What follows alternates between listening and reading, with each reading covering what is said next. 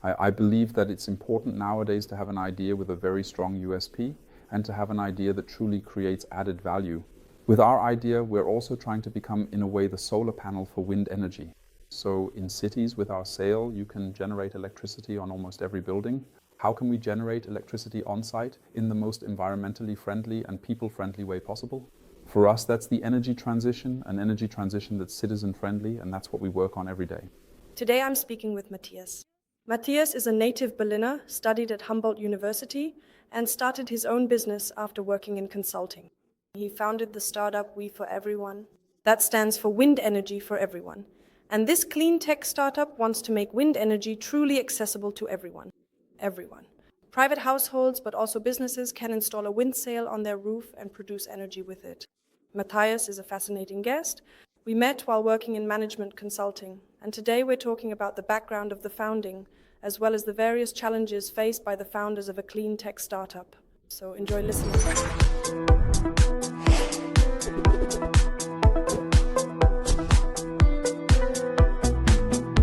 You are the managing director and co-founder of the startup We4everyone. You were born in Berlin, also studied here at Humboldt University. We'll get back to that in a moment. And after your studies, you first worked in Hamburg, then in consulting, and after that, you founded your own company. And with your startup, you're focusing on an innovative solution for wind power or generating energy through wind power on the rooftops of private individuals and businesses. That's right, exactly. And that's why I'm really glad that we're talking today. And yes, we'll talk a bit about your background. How did you get into this, and what is important to you when founding a company, and how do things move forward from there? First of all, you studied business administration and geography. How did it come about that you chose to start your career in the energy sector afterwards? Geography is, in a way, a natural science and offers a lot of opportunities to specialize, while business administration clearly covers the economic aspect.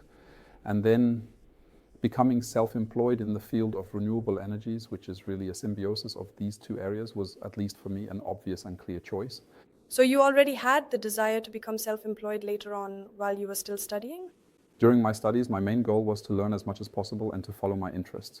I come from a working class family, so it wasn't a given that I would go to university. That means I worked a lot, about 20 hours every week on the side to earn my way. So I said to myself, if I'm going to study something, it has to be something I enjoy, something that really interests me. That's why I ended up with a kind of wild mix, including political science as well.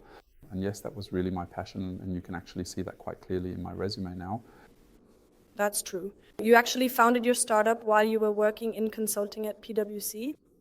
Your startup is called We4everyone. What does that stand for? We4everyone stands for Wind Energy for Everyone. So the goal is very clear, to make wind energy accessible to all people around the world. Not just in Germany, not just in the first world, but for everyone. And for that, you need a simple technology that works well almost everywhere. And that was the goal from the very beginning. And we're on a very good path with that. Maybe just briefly about the technology. How exactly does the technology work? Could you briefly elaborate on that? With pleasure. So basically, I was here sitting on a park bench in a Berlin park, just watching the treetops above me, and noticed how they were always moving, always swaying back and forth, and actually always in a uniform way. And then I thought, okay, on the one hand, I realized that near the ground, the wind isn't steady and constant all the time, but rather it fluctuates a lot, it's very turbulent. And on the other hand, I saw, okay, a big tree. How much force does it actually take to move such a treetop? And I thought there must be another way to harness this wind energy. And at some point I had the idea that, okay, stringing cables between trees isn't really the right solution, but rather the idea would be to replace the tree with something else. And then I came up with the idea to use leather sails. And the sail has the advantage of a large surface area, just like a tree. And at the same time, it's so flexible that it can easily adapt to different wind conditions. And we simply take advantage of these benefits. And that's ultimately also a USP. Which means a wind sail. I actually thought you came up with the idea in Hamburg because I saw you were in Hamburg too. And it would make sense with the wind sail, but okay, so it was just in the park in Berlin. Exactly, that was around 2009 or 2010. I was just waiting for someone in a park here, and that's when the idea came to me. Then, bit by bit, whenever my job started to feel a bit monotonous or I just felt like doing something different again, I would treat it a bit like a hobby and work on it. And that's how the idea kept developing over time. Can you tell me a bit about how you then transitioned into entrepreneurship? So you were probably still at PwC when the idea came to you, or how did that happen? Maybe you could tell us about that. Actually, it was a New Year's resolution. Strictly speaking, on January 1st, 2021, I told myself, okay, now I want to find out what this idea is really about. Everyone is talking about renewable energy, and you can see how the climate is changing more and more, so what can I do to contribute? And then I thought, okay, I really want to see what this idea is all about. And then it started. I basically turned the idea into an innovation, and from that innovation, I founded the company. And yes, I'm grateful that PwC gave me the opportunity back then to take a sabbatical, during which I was able to try it out. How did it feel to take that step into self-employment? And maybe you could also explain a bit more about how you approached it during your sabbatical. What exactly did you do? So how should I picture that? Do you just sit around during your sabbatical, have some time off at first, and then start a company? Or how does that actually work? No, actually, after making that New Year's resolution, I basically spent every evening working on the idea as a kind of preparation for the sabbatical. And then during the sabbatical, that was the moment when I started doing only that full time from then on. And well, how did it feel? Or what was the reason? In the end, just like with my studies, it's the connection between natural sciences and economics. That interested me, and now I was able to continue it really well. And yes, it still feels really good to this day. You also have a co-founder. How do you find a co-founder, and how was it for you?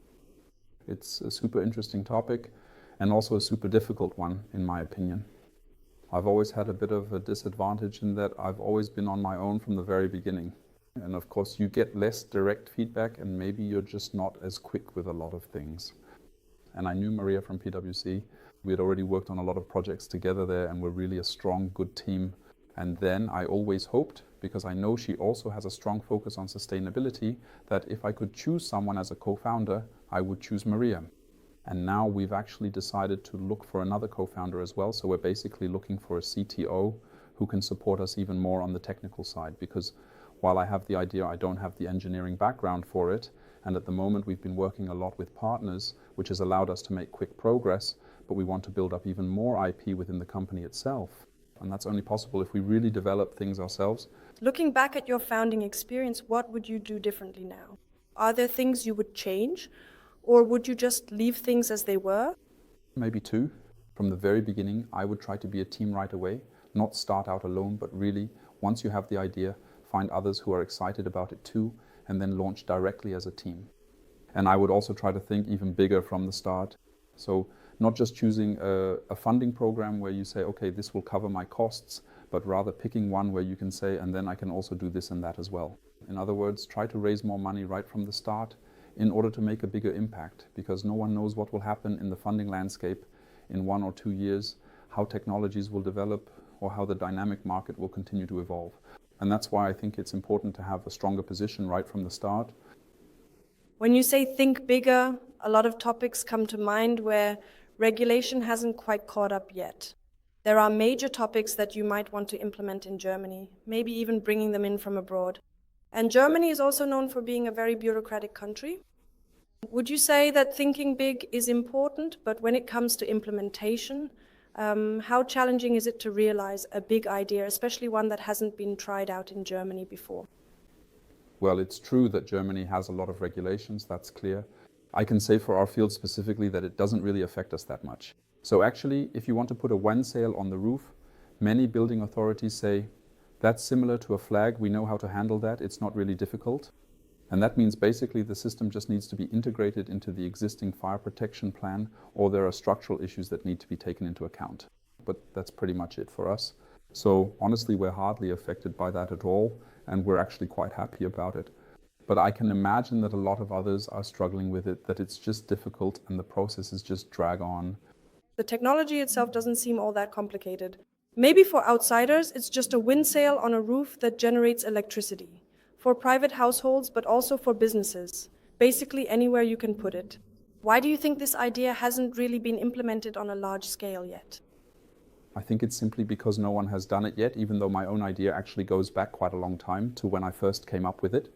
But getting it to this point has taken some time, especially since I wasn't working on it full time, at least not in the early years. And as humans, we always tend to stick to what we already know.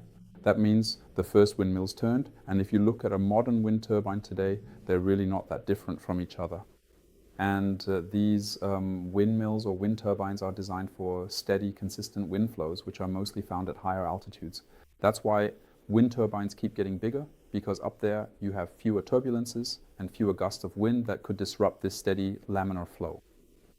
But in cities we have so many buildings, trees and all sorts of things that act as obstacles for the wind. And the wind has to get past all that, go around it, and in doing so it creates vortex waves and all sorts of things which cause these turbulences, and wind turbines can't handle that very well. That's why it was important to develop a technology that can handle this well, so that we can generate wind power in the city.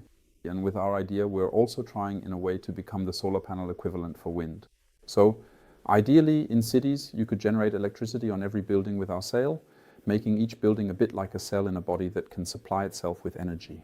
That has to be the goal somehow.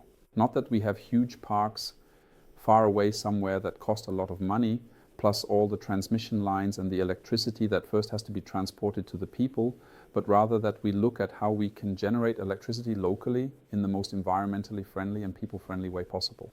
And for us, that's the energy transition, an energy transition that's citizen-friendly. And that's what we work on every day. Now, when it comes to wind turbines, people often feel that they're not so well received by the public that they say, okay, maybe this ruins our view of the beautiful countryside. What do you think it takes to really bring such innovation to the people so that it truly resonates? Given that there are many good ideas that, perhaps for irrational reasons, simply aren't well regarded. But what do you think is needed for that? Just on a human level? I think there's definitely a very strong financial component to it. People quickly and clearly notice when a select few individuals profit immensely at the direct expense of the general public, or when they manage to make a substantial amount of money while many others simply cannot participate or benefit from the system. And I think that's the case with any idea. It dies if you can't create broad acceptance for it. That's why we say we want to offer a technology that gives as many people as possible the opportunity to participate, especially considering developing countries. We want to be able to provide basic utilities in regions where there is no electricity at all.